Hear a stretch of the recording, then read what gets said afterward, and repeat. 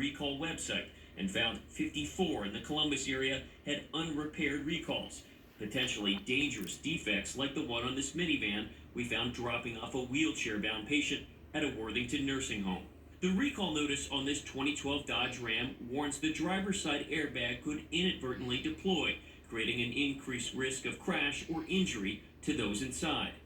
Over the course of a month, we found dozens of other transport ambulances and ambulettes with similar issues, including capturing video of 12 different Medcare ambulances, all with unrepaired defects. It's important because all recalls are serious, all recalls need to be repaired.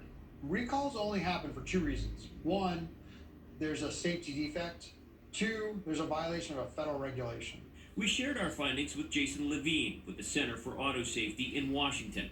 Some of the defects we found had gone unrepaired for years, like these Medcare ambulances, nearly all of which were part of a massive General Motors airbag recall back in 2014 that warned that in the event of a crash below the airbag deployment threshold, an unbelted front passenger could have an increased risk of injury, posing a risk to the first responders riding up front.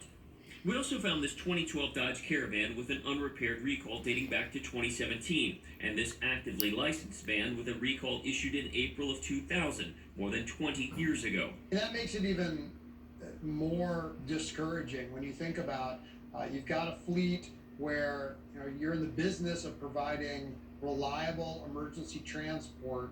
Recalls come out, maybe you don't get it and the first day or week or month or even several months, but years, there's really no excuse. We reached out to the transport companies hoping for an explanation.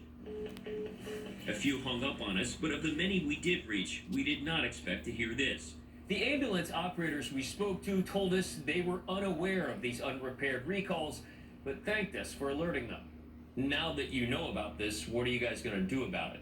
Medcare's president would not agree to an on-camera interview, but told me by phone his company, MedFlight, just took over operational control of Medcare in March. He thanked 10 Investigates for alerting him, but expressed frustration that they had gone unrepaired for so long and vowed to address it. But we still spotted some Medcare ambulances operating with unrepaired defects in the days after we notified the company. Some folks at home might say, why not? Why not pull them? When we reached him about this again, he said he couldn't logistically move all the vehicles during the crisis. Most of their work has involved transporting patients and prisoners to and from hospitals. We also spoke to AmeriCare. That's the company that owns this van we found dropping off a wheelchair-bound patient at a nursing home. You guys have been transporting wheelchair-bound folks in these cars. Yes, sir. I understand that, but right now, like I said, we've taken all the vehicles out of rotation that need recalls on them, and we're using our own vehicles.